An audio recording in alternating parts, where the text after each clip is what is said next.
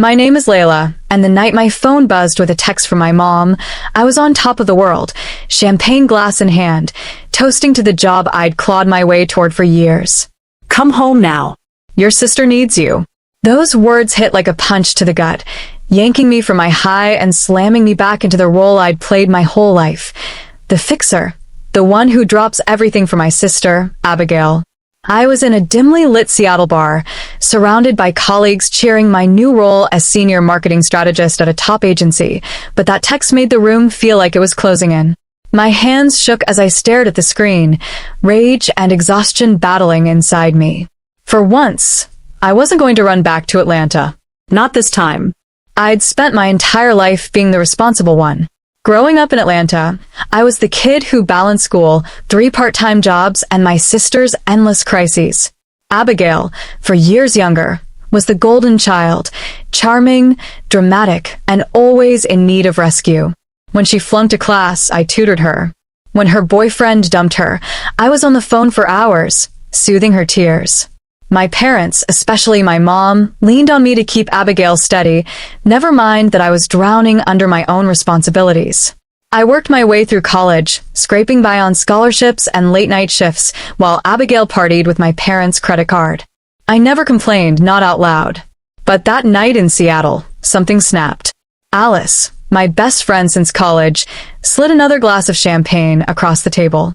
"Don't let them ruin this, Layla," she said, her eyes narrowing as she glanced at my phone. "You've earned this job. Don't you dare go running back because Abigail's throwing another tantrum." I took a sip, the bubbles sharp against my tongue, and tried to smile. You don't get it, Alice. It's not just Abigail. It's Mom. She expects me to fix everything, always. Alice leaned forward, her voice low but fierce. "Then don't. You're not their servant. You're 27, Layla. You just landed your dream job. Don't let them steal that." I pulled up my mom's contact, my thumb hovering over the call button. Alice grabbed my phone. "Wait until morning." Please. But I knew how this worked. The calls wouldn't stop. Mom's voice would get sharper, more desperate, until I caved. I dialed. "Layla, where have you been?" Mom's voice crackled through, edged with panic. "Abigail's company is letting people go. She might lose her job, and her lease is up soon. She's a mess. You need to come home." I pressed my fingers to my temple, the bar's noise fading into a dull hum. "Mom, I'm in Seattle. I start my new job soon. I can't just drop everything."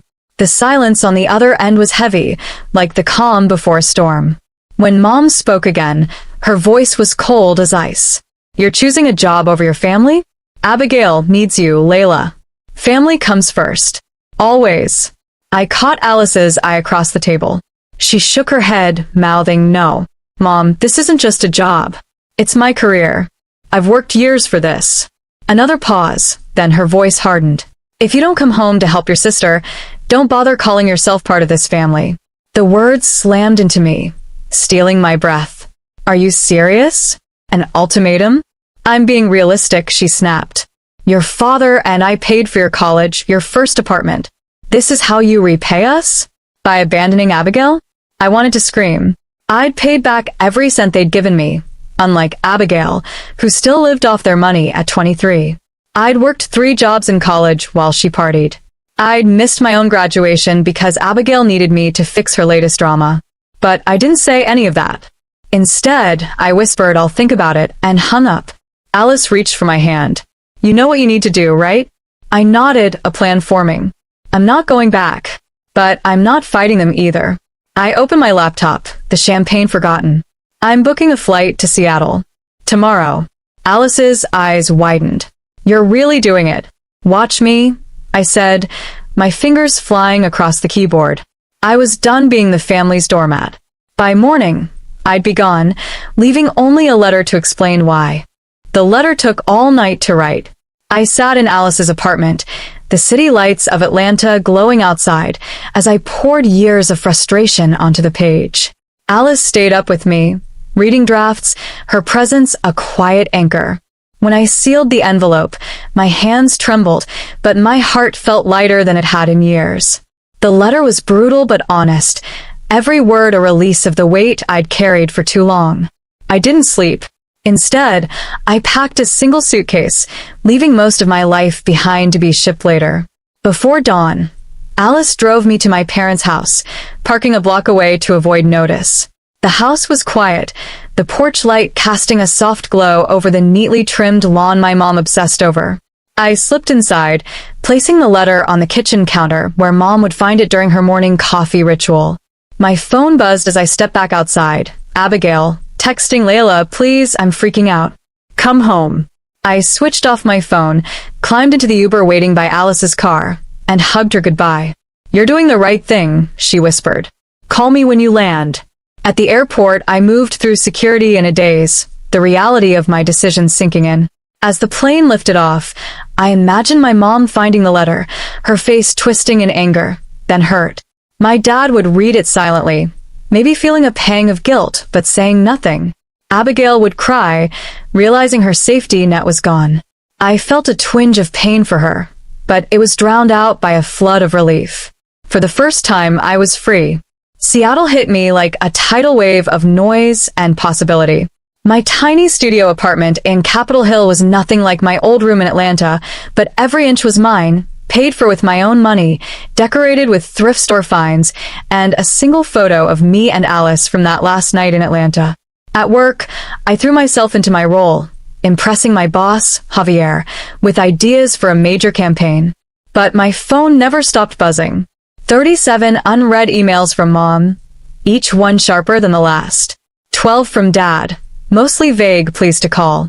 63 from Abigail, ranging from tearful begging to angry accusations. I ignored them all, but each message chipped away at my resolve, guilt creeping in like a slow poison. One afternoon, Javier poked his head into my office. Layla, got a minute? I minimized my email, hoping he hadn't seen the flood of notifications. The Thompson campaign was a hit, he said, grinning. The client loved your ideas. I smiled, but he tilted his head. You seem distracted. Everything okay? I hesitated. Javier had been nothing but supportive, but I kept my personal life locked away. Just adjusting to Seattle, I said. And dodging calls from Atlanta. He nodded, leaning back. I get it. I left Miami against my family's wishes. They didn't talk to me for years. Focus on why you're here, Layla. That's what got me through. He slid a file across his desk. We're pitching to Adidas next week. Want a lead? My heart leapt. Seriously? You've earned it, he said, then pointed at my buzzing phone. But deal with that. Clear your head. Back in my office, I turned on my phone sound. A voicemail from Abigail played, her voice thick with tears. Layla, I lost my job. Mom's making me move back home. I can't do this without you. I deleted it, my hands shaking, and braced myself for the fight to keep my new life. 3 weeks into my Seattle life, I was prepping for the Adidas pitch when Alice called, her voice urgent. Abigail showed up at my place, Layla. She's a mess, mascara everywhere, wearing sweatpants in public. She's looking for you. I sank into my chair, the office's hum fading. She got fired? Yeah, Alice said. Missed deadlines, too much time on her phone. Sound familiar? I laughed bitterly. Not my problem anymore. I know, Alice said, softer now. But she's having panic attacks. Maybe we were too harsh. We? I snapped. I wrote that letter alone. You know how many times I've put my life on hold for her? A knock at my door made me jump. Javier stood there, concern on his face. I lowered my voice. Alice, I have to go. Don't give her my address. I hung up, turning to Javier. Sorry about that. He sat across from me. Family stuff? You could say that. He leaned forward. When I left Miami, I thought I was just escaping. Took me years to realize I was running towards something better. Focus on the Adidas pitch, Layla. Let them figure out their own mess. That night, as I walked home from the bus, my phone buzzed again. A text from Abigail. Found out you're at Harper and Stone. Guess your fancy job means more than family. I showed Javier the next day. He shook his head. She's trying to drag you back. Success is your best defense. Show them you're thriving. I threw myself into the Adidas pitch, pouring every ounce of energy into it. The presentation was a success, the client's applause echoing in my ears as I left the meeting. But Alice's next call shattered my high. Your mom showed up at my work, Layla. She's desperate, trying to guilt me into giving up your address. And Abigail, she totaled her car, texting while driving. I stopped walking, leaning against a coffee shop window. Is she okay? Physically, yeah. But your parents refused to buy her a new one. Your dad's business is tanking, and they're making her move home. I exhaled, processing. They said no to Abigail? First time ever, Alice said. Your mom's freaking out. When Mom called minutes later, I answered, steeling myself. Layla, finally, she said, her voice strained. You've torn this family apart. Abigail's falling apart, living at home, no job, no car. What I've done? I laughed, drawing stares from passers-by. I chose my career, Mom. You gave me an ultimatum. Your sister needs you, she said, quieter now. Your father's business is struggling. We can't keep supporting her. So now that you can enable her, you want me to? I started walking again, faster. I just landed a major client. I have my own life. I'm done. A long silence followed. Then my dad's voice came through, hesitant. Layla, we miss you. My steps faltered. He hadn't called me by my name like that in years. We messed up, he said. I should have stood up for you. Abigail needs to grow up, and we see that now. My throat tightened. I need time, Dad. Space to live my life without guilt. I understand, he said, his voice breaking. Just don't cut us off completely. I reached my apartment, tears stinging my eyes. I'll call soon, I promised, and hung up. For the first time, I felt a flicker of hope that things could change. 2 months later, the Adidas campaign was a hit, and Javier offered me a chance to lead their European launch in London. I was packing for the move when Alice called with news that stopped me cold. Your dad had a heart attack, she said. He's okay, but it was serious. I booked a flight to Atlanta that night, my mind racing. At the hospital, I barely recognized Abigail. She was in business casual, typing furiously on her laptop, handling insurance paperwork. The company's being a pain, she said without looking up, but I've got it. I sat beside her, stunned. When did you sleep last? She met my eyes, dark circles visible. A couple of days ago. I'm managing the business, Dad's doctors, everything. Mom's not handling it well. Where is she? Cafeteria. She's stress baking muffins for the nurses. I almost laughed, picturing Mom with a tray of baked goods. Mom appeared, stopping short when she saw me. Layla, you're here. She hugged me awkwardly, her eyes wet. I'm sorry. For everything. Abigail interrupted. Doctor's here. The surgeon explained Dad's upcoming triple bypass surgery, the risks, the costs. Abigail took notes, her hand steady. I offered, I can help with the bills. No, Abigail said firmly. You've got London. I've got this. She showed me her laptop, restructured loans, cost-cutting plans. I'm figuring it out. I stared at her, this new version of my sister, and felt a mix of pride and disbelief. Javier appeared suddenly, holding papers. I handled the insurance, he said. Our company's international plan covers family for overseas employees. It's backdated to your London assignment.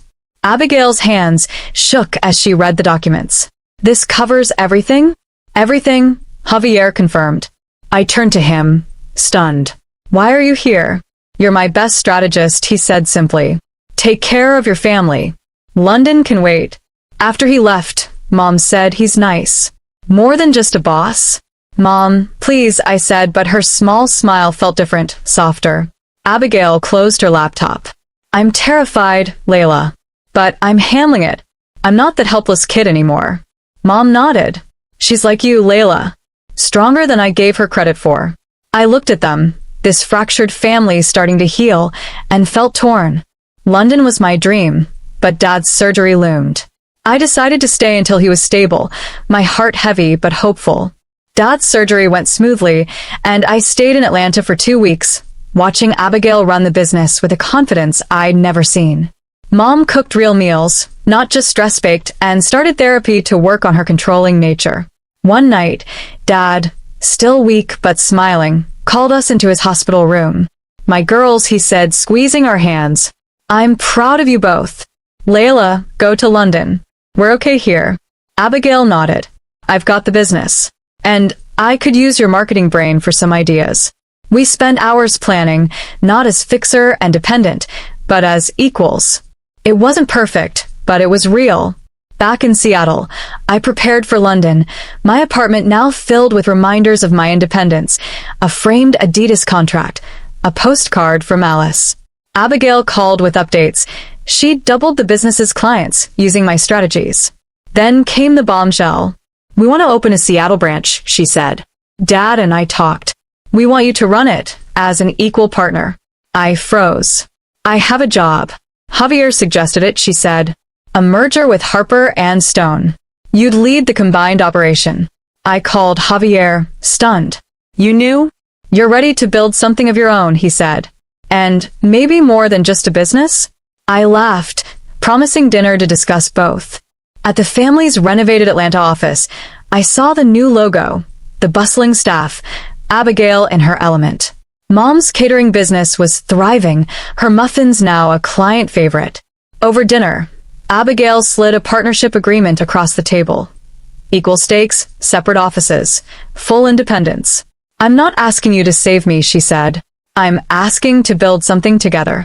I read the numbers, solid and promising, and felt a shift. This wasn't the old dynamic. It was new, balanced, real. I'm in, I said, signing the contract. Mom hugged me, whispering, I'm proud of who you've helped us become. Abigail grinned. To Gibson and Gibson 2.0. We clinked glasses, laughing, the tension of years replaced by possibility. To everyone who's followed the story, thank you for joining me on this journey. I was the girl who thought family meant sacrificing everything, but I learned it's about growing together, setting boundaries, and finding your own path. Your support means the world. Here's to new beginnings for all of us.